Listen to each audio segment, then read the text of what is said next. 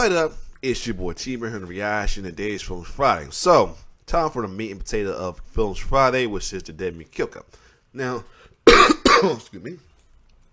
You probably wondering why I didn't put no polls up or didn't get a hint. Because make sure this one kill count that y'all said is going to be on there will be the next one. Because last week, Dead Meat released a kill count for Dracula, the old original Dracula in 1931. And I'm going to be honest, I probably would not be care too much about it, but I might eventually do it later down the line. But, in a comment on one of my polls or posts about Dead Meat, I said this particular will be the next one. I had to make sure. If not, that would continue with the Evil Dead series with Evil Dead 2. But that will be posted on to a couple weeks from now, as we are checking out the newest kill count that came out today, and that is none other than a classic. Now, before you had black horror characters such as Candyman, the OG black horror character of this was Blacula. Now, if you have not already seen this on Sci-Fi, not Sci-Fi, on Shudder at the Shudder streaming service, check out Films Noir, Black and Horrors. You have to check it out though. Talk about how Blacks was made it in the horror film, and the 70s was a pinnacle part of the horror, big horror regime as well too. And also talking about the downhill of it afterwards, from being killers, monster, to being the first one to die. But anyway, this right here is Blacula, one of the earliest blaxploitation horror film of all time. At the time, you know, blacks were still dealing with black exploitation, and what way to get him elevated was to make horror films though. So this is the first of them. The second one that came out would be Blacula Scream. Will probably gonna be the next kill count. Who knows? Depends on what we see at the end. But I watched this on BT for a while. BT was playing a lot of black for Halloween. At one point, they was playing like black exploitation horror films such as this. Sheba Baby Sheba. I think they played one time, and was Sugar Hill as well too, and plenty of others. But Blacula, oh man, I remember watching this. Awesome movie though. So the likes of black actors and actresses such as Thalimu Ramsey, I forgot his name is, but the best one was Denise Nichols. Whew, man, Denise Nichols, and the lead lady, I forgot who it was. I learned her name says McKee. I know it's Vonette. I think it's Vonette McKee, if I can recall. I think it's Vonette McKee. I might be wrong. Yep, Vonette McGee. Yep, another darling beauty as well too. Who's doing, and the lead of the of Blacula, if I can bring his name up, who's well known, and early of the British. He's just a distinguished actor William Marshall as well too. Very distinguished actor as well too, and very tall though. I thought he actually was British, but no, he's just that good of an actor. But anyway, we're gonna check out Blacula. You know what I'm saying? It's been a while since I watched the movie on TV and on my own as well. I think I owned it. I think I might have owned it because they were selling it at one point.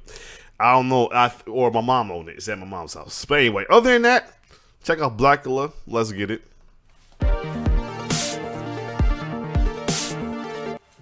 Welcome to the Kill Count, where we tally up the victims in all our favorite horror movies. I'm James A. Janice, and today we're looking at Blacula, released in 1972. Blacula, as you probably guessed, is a black take on Dracula. Directed by William Crane, starring William Marshall in the titular role, Blacula is the first ever horror blaxploitation film. Blaxploitation is a genre that proliferated in the 70s, fueled by the success of... I didn't know this was the very first one. I thought another one before that was the first one, but I know this was the very first one. Okay. And Sweetback's badass song. These films featured casts of mostly black actors and were targeted towards black audiences who were happy to finally see themselves as strong leading protagonists. The movies often featured over-the-top violence, nudity, and drug use, which is where the exploitation part of blaxploitation comes from. But they also often dealt with black empowerment, and their success, which included white audiences, showed how race relations were changing in America. The term blaxploitation was coined by an NAACP president who said the genre perpetuated perpetuated black stereotypes. Perhaps that's true, but it also gave black artists some control. For instance, with Blacula, where director Crane and star Marshall took creative control from the studio that hired them, American International Pictures. Crane said they changed it from a quote. For those you know, American International was the backbone to a lot of your favorite blaxploitation film and a lot of your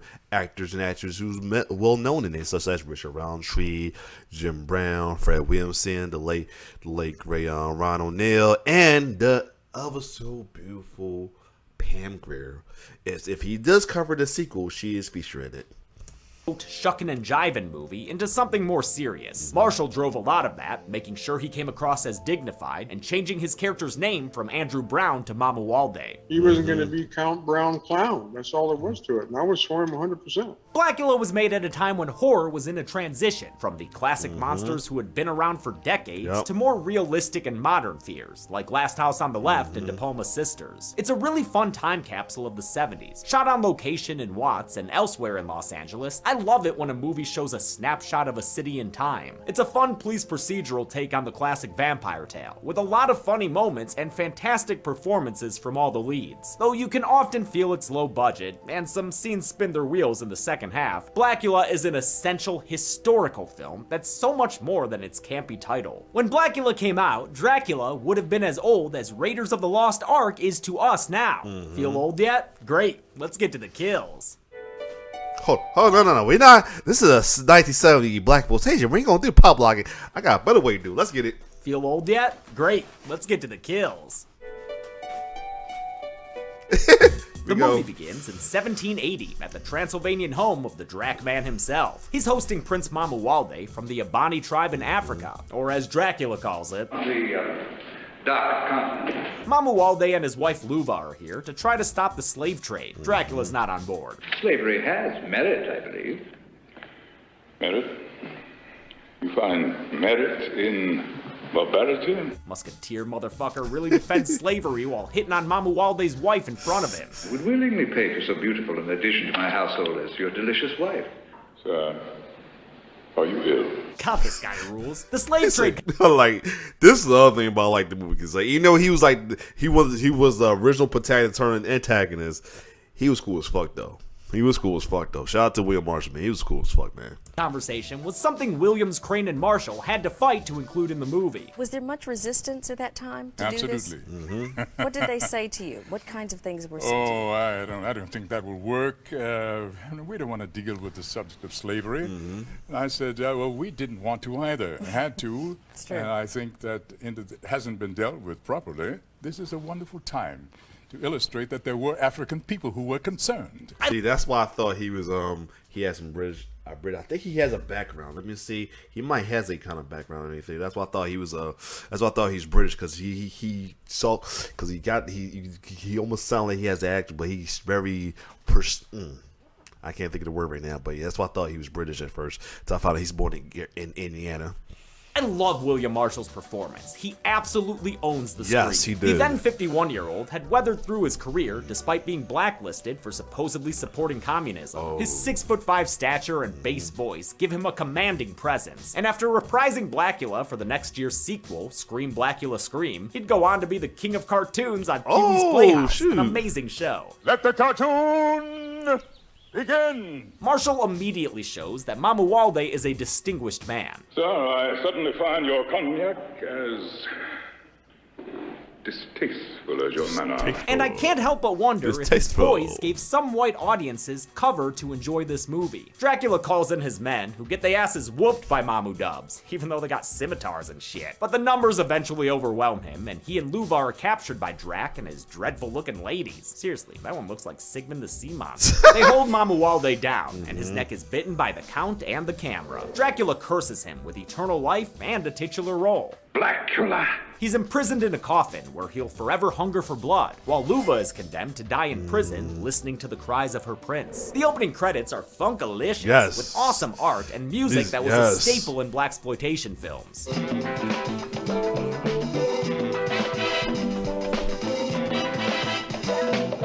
I love the clumsy vampire there for a fun bit of slapstickula. Yep. Yo, wait, is that Bat fucking that blood girl though? My white ass was first exposed to this style in the intro to Beavis and Butthead Do America. Isaac Hayes led an homage to the song he did for Shaft. And I'm funny, ironic, always some good connection of videos I react to the day of. I got finished reacting to a Susan clip for the upcoming reboot of Beavis and Butthead. This movie's awesome. Almost 200 years later, it's present day, and Dracula's estate is up for sale. It's purchased by Bobby McCoy and Billy Schaefer, who don't believe Count Dracula was an actual man. Oh, I know. I've seen all of his movies. I'm a real fan. Don't shock the poor man, baby. I think it's cool that this movie casually has a gay couple, even if they are stereotypical. I mean, blaxploitation's whole alphabet was printed in stereotype. It does lead to some slurs said by cops later on, but I mean, that's sadly how it be, you know? The new owners move everything. It was a slur, but I ain't gonna lie, they kind of laughed the way he said it though. If they show it, they show it. They show it. If they don't, I'm not going to say it, but it was the way he said it was hilarious. And at the time, it was kind of a bad slur, but the way he said it was hilarious. From the Hungarian castle to Los Angeles. Careful now, don't want to crush any Ted Raimis. They store their haul in the Ark of the Covenant warehouse and examine the coffin holding Blacula's undead body. They crack it open right as Billy cracks open his skin on a crowbar. So it looks like this sleepy Blacula about to have a Billy breakfast bloodrito. Could use a brush and a shave when he's done eating. Mamuwalde attacks them and bites down hard on Billy's arm, taking in his first meal in nearly 200 years. Oh, Billy! Thanks to Bobby's ineptitude in the face of a bunch of barrels, Blacula gets a secundo to his primo and feasts on this young man as well. He must have found Billy's arm quite humorous, since he laughs his ass back to sleep. The next day, Mamuwalde creeps from behind a curtain and watches as Bobby's wake is attended by some friends, including Tina Williams, who looks familiar to the prince. Luva. That's because Vonetta McGee plays both Tina and his Mrs. Luva. Tina and her sister Michelle leave Michelle's partner Gordon Thomas behind. He's a pathologist working for the LAPD and is our Van Helsing equivalent for the film. While these gays were indeed buried, at least their deaths drive the plot, I guess, since Gordon's got a bunch of questions about how Bobby McCoy died. What about the other victim, his associate? Oh, I didn't prepare that one. He was white, you know. I don't get many whites in here. I really dig Thalmus Razulala as Gordon. I never knew how to pronounce his name. Thalmus Razulala, man. I probably just bushing it up still. Smart and determined, though not necessarily universally beloved. That is the rudest nigga I've ever seen in my life.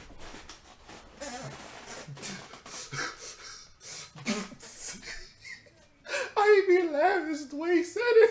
I know it's fucked up, but this is the way he said it. Lord. Tina's walking home when she remembers that she's in a horror movie, so she ups it to a run that crashes her chest first into Blacula. Luva? Huva? Luva. No, Yuva. A chase ensues, but the blaring horns are just too damn funky. And they cause Tina to drop her purse. She gets away, but Blacula ends up with all her information. Good get, dude. Now all you have to do is... Oh, shit! Oh my god! Dude, are you okay, man? The Krabby Cabbie, Juanita Jones, blames the guy she just ran over. You're the nut that ran in front of my cab. You're the only imbecile on this street. Oh, shit. Boy. Blacula hates victim blaming, so he turns off his charm and vamps out on Juanita, grabbing her face for a passionate kiss. Or kill. Just a kill. His hunger satiated for now. Okay, she looks familiar. She do look familiar as hell, though. The one that played the cabbie. I wonder if they have her on there. Kay Lesser, never mind. I thought she looked like I've seen her stuff before. Yeah, that is her. She's on House Party 3. She's been on a lot of stuff. That's the grandmama House Party 3. I knew she looked familiar.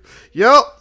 Now, he goes back to the warehouse to rub on the purse in peace before climbing into his coffin for some batty Betty bye. The next day, Gordon heads to the city morgue to inspect Juanita's body. The morgue attendant, Sam, blames Juanita for being a woman cab driver. Ask me, she's looking for something. Sam, whom Gordon rightfully dismisses, is played by prolific character actor Elisha Cook Jr. His career included a number of horror movies, including William Castle's House on Haunted Hill. Gordon checks Juanita's body and finds on her neck 2 punctures, just like he had seen on Bobby McCoy. What do you think of that, Gordo? That's ridiculous. He takes his findings to Lieutenant Jack Peters and learns that the case reports for Bobby McCoy have already been lost. Strange how so many sloppy police jobs involve black victims. Peters reluctantly offers to help, while also offering an explanation for the crimes. Been a lot of Panther activity lately. Panthers? Come on, Jack, don't cop out. This Black Panther conversation ain't about T'Challa. It is, of course, referring to the Black Power organization. Movies talking about social and political issues is not a new thing. It's always happened. Yep. It's part of art, okay? Yep. It's Michelle's birthday, so they go to a club where the Hughes Corporation performs. They're great, even if the singers all have different interpretations of the dance moves. Song still rips, though, so hard it causes jump cuts. So to myself, I say, look the other way when it come by you. Blacula was the big break for the Hughes Corporation, who would go on to have a #1 song with Rock the Boat. Oh, Don't rock the boat, baby. Rock the boat. Don't tip the boat. nice. Mama Walde walks into the club wearing a cape like it's not weird. You'd Right. think part of this movie would be a fish out of water type thing, but never once does Blacula question the modern world in which he's awakened. He summons Tina over to return her purse with dialogue we don't get to hear. Really wish we did, but instead we only hear the Hughes Corporation, which, you know, I guess I get. Still would have loved to know what he says to get her to trust him right away. Come join my friends. Mama Walde introduces himself and apologizes to Tina for scaring her the other night. He just couldn't help it. You bear an amazing resemblance to my wife, whom I lost a short while ago. Damn, dude, coming on strong. So strong he offers to buy Michelle champagne right in front of Gordon. That won't be necessary. What do you mean it's not necessary? I like champagne. First thing first, man. Can we just admire the beauty? Well, both Vanetta, but Denise, man, whew, both of them was the beauty of the 70s. I'll tell you that, though. Good, so do I. Haha, Harkard. He cheers them, but before it Both freeze of them frames their was sitcom gorgeous. opening, they're joined by this motherfucker. Hey, what's happening? How's everybody? How you doing, brother? My name is Skillet. Pull up a seat here and get some of this here Join the party. champagne. I don't know what Champagne. Skillet's purpose is in this movie, but I love him. Some flash photography scares Mama Walde out of there like a gremlin at Dory's Tavern, prompting another amazing moment for Skillet to Oh, he been on a lot of stuff. I kind of look up Skiller real quick. What are he? Oh, he's in Harlem Night. Okay, I'm trying to remember who he's in Harlem Night. All right, hold on a second. But yeah, keep going. kill it. That is one strange dude. While waiting for the He sees valet the to get N-word. his Batmobile, Mama Walde makes Tina promise to see him again the next night. Aw, snap, said Nancy, the nightclub photographer. Uh-oh. For some reason, Nance needs to Oh shit! That's the dude from Okay, now I found out who he is on oh no, is this dude? That's that dude? Oh shit! Before he lost his teeth. Holy shit! Yeah, wow, it's that man. Holy shit! Yeah, I definitely knew about some Yancey on a lot of stuff, but yeah. these photos immediately. So she leaves and goes to the dark room at her house, which is, wait, right the fuck next to that club? Damn, that walkability score's a straight 100. Only thing better than a short commute is developing photos in a bodysuit and throwing a beer. Hoo boy, it's Lee Miller time. Mama Walde makes his way inside, so right as Nancy notices something missing from her pics, There's a big dude with a cape. she gets a Blacula attack. Get her you know what? The Drac and Dracky nicknames don't translate here. Anyway, he bites her neck and steals her photo, and Nancy dies after stumbling out onto her porch, where she's found by a cop named Officer Barnes. Do you live here? No, dumbass, she stole it. Nancy doesn't fancy being dead for long and returns to bite him in the neck. A noble death for Barnes. Just a clarification, I count turning into a vampire as a kill, since it is the end of someone's True. mortal life. It's still a death, even if they then become I'm trying to remember what I seen her on the other stuff other than this. She was on something else. Sorry I do this. This is how I am with stuff like that. If I see him on stuff I see familiar, I'm gonna watch them. But I feel like I've seen her other stuff. dead and start moving around, such as the case with Bobby McCoy, whose body is now missing from Sims's funeral home. Gordon's already thinking vampires, and to dig deeper, he asks if he can literally dig deeper and exhume Billy Schaefer's body. When he can't get permission to do it, he decides to do it anyway. He gets Michelle to help him, even though she really doesn't want to at first. Gordon, I'm always with you, right? Right. But not this time. Michelle is played by Michigan's own Denise Nicholas in her feature film debut. Oh, she was so already a first. successful TV actor at the time, in the middle of a string of Golden Globe noms. Gordon and Michelle dig into Billy's grave and uncover his pine box bed. Looks like someone got up on the wrong side of the bed. Gordon acts fast and re-kills Billy by immediately pounding a stake through his chest. Michelle is understandably freaked out by this. But don't worry, baby. Gordon didn't just violently murder a man. That was a vampire. Yeah, she was going through it. All about him in this book. She was going through it. They realize the other murder victims will vampify too, like Bobby McCoy, whose body is missing, and Juanita Jones, whose body is still at the morgue. While Gordon is dropping off Michelle on Freshwater Road and picking up Lieutenant Peters, Juanita thaws out and attacks Sam the morgue guy in an iconic and terrifying shot. Yup. She told you she could get a little crazy. While they visit... Yo, this is why I love James. He did not just reference the Don't Be a Miss line. Go ahead. Tina at her apartment, wearing the same old dusty cape she saw him in the night before. All right, Mamu, you came on a little strong last night. Try to take it down a notch? You are my wife. Maybe next time. Tina's actually open to the idea that she's a reincarnated princess, so Mamuwalde asks her if she'll pretty please be his widow princess again. She's gotta want it though. I will not take you by force. He doesn't have to. She's into it. If only because she hasn't seen his facial hair when he vamps out. They make love, Mamuwalde with half a shirt on, but with the night growing long, he's gotta get back to bed or suffer the sun. Gordon and Peters arrive at the morgue. I guess Juanita put herself back under a sheet, Valentine style, because that's where she attacks from until a silver cross keeps her at bay. Gordon then flips open the shades, and the rising sun kills the vampire cabbie. Uber would have killed her eventually anyway. Gordon and Peters strategize and draw just the prettiest picture of a vampire. They know they've got an undead problem, but they don't know who the original vampire could be. Couldn't be that dude who wears a cape and came the fuck out of nowhere, right y'all? Gordon does begin to grill Mamuwalde on their next night out. He does so with a bit more tact than Michelle. What do you think of vampires? The verbal dance the guys engage in is evocative of Lugosi and Van Sloan. Literally, they reference one of Van Helsing's lines. However, many in the department don't believe it. Now, I would think that to be the vampire's greatest defense. The strength of the vampire is that people will not believe in him. It's a great back and forth that couldn't possibly get any better. What's happening, everybody? What's going on? Oh, never mind, fucking Skillet's back! But even though Mamuwalde just woke up, he's not in the mood for a breakfast skillet. So he and Tina take off to go suck face and or blood. Skillet mentions that he hasn't seen Nancy the photographer lately, but if they do, could they please pass on a message? Tell Nancy that Big Skillet has got something really groovy for her. Ha, Skillet. You scamp. Gordon checks out Nancy's place and sees the negative of her photo with the invisible man. Oh, wait, no, that's the other guy. Confusion gets to Gordon too, but after he has a think on it, he figures things out. Mamuwalde. Tina's with that guy, so she's in danger, and that means it's time to get 70s up in this bitch.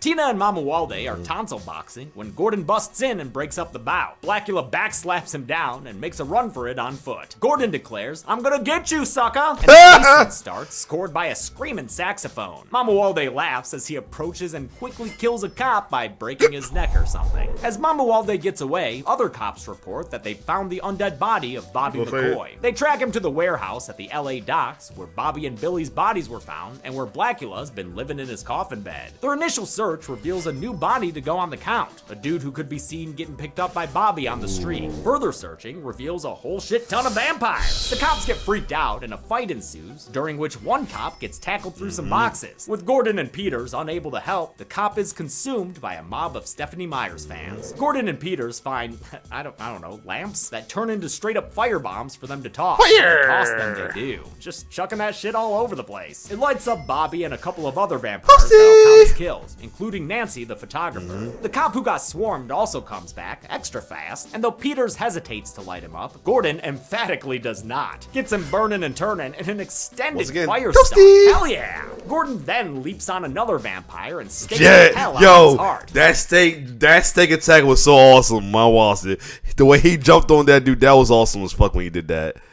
Then leaps on another vampire and stakes the hell out of his heart. Damn, man, we got a regular Jefferson Twilight up in here. They run on to try to find Mummy Waldo, who finds them with a classic count greeting. Good evening, gentlemen. Good evening. Mama Walde tells them to fuck off and turns into a bat, in a simple effect, but, you know, one that works. It's good enough for Peters to believe what he saw. Gordon and Michelle tell Tina that Mama Walde's a bad vampire, but she says she's just too thirsty for him to care. Listen, Tina, I know he's hot, but you can't be team vampire here. They set up a stakeout around her building with ineffective cops on bullhorns. Go to your home. Please go to your home. Are you too good for your homes? Mama Walde finishes his Batman-esque night patrol by turning into a bat and calling to Tina, who was busy in the bedroom feeling herself up. Wow, Tina's just like her namesake Mina. In other words, totally dignitized. Eventually, cops see her and report her location, an underground chemical plant. Okay, weird setting for the end of a vampire movie, but we'll take it. She gets downstairs and Mama Walde steps out from the shadows to greet her. And you know how them vampires greet people, with a cape hug and a kiss. As the cops filter into Axis Chemicals, our Batman resorts to sneaking around and murdering a cop in total stealth mode. Got him. Nice sneak strike, dude. Gotcha. As he and Tina are running down a tunnel, some dude opens fire with remarkably bad form. He hits Tina instead of Mama Walde, and with his love taken down, Blacula quickly kills the cop in revenge. Since Tina/Luva is about to die, Mama Walde sees no other option than to take this life away from her, draining her blood and turning Tina into a vampire. He yells out to Gordon and the cops that he's about to murder motherfucking all of them. This will be your entire tomb. I haven't said my line yet. Why say it? Your tomb, another dimension. These dudes look scared, and rightfully so. Let the carnage begin! Blacula kills one guy by jump cutting. Oh! Alright, Yep. he then absorbs some bullets being shot into his torso before throwing this T-1000 off a walkway, and there was no molten steel pit to catch him. Blacula throws this one dude at two other cops, pulling them down the stairs, and fucking chucks a couple of barrels at this other dude below it. I don't think any of those are kills. Oh, some Donkey Kong shit. Gordon and Peters find the coffin and prepare to do what they've got to do. Gordon will open, Peters will stab. 1, 2.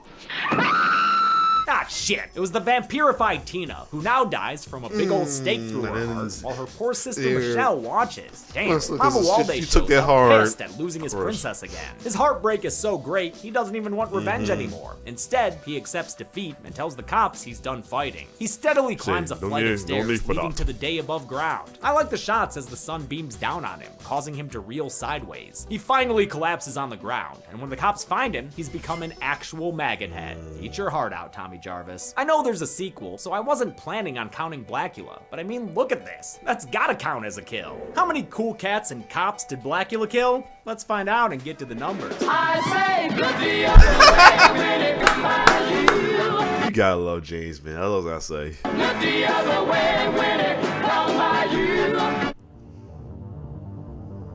By my count, there were 25 kills in Blacula. 12 men, 4 women, 5 undead men, and 4 undead women. Damn, that thing is toothier than a lamprey pie.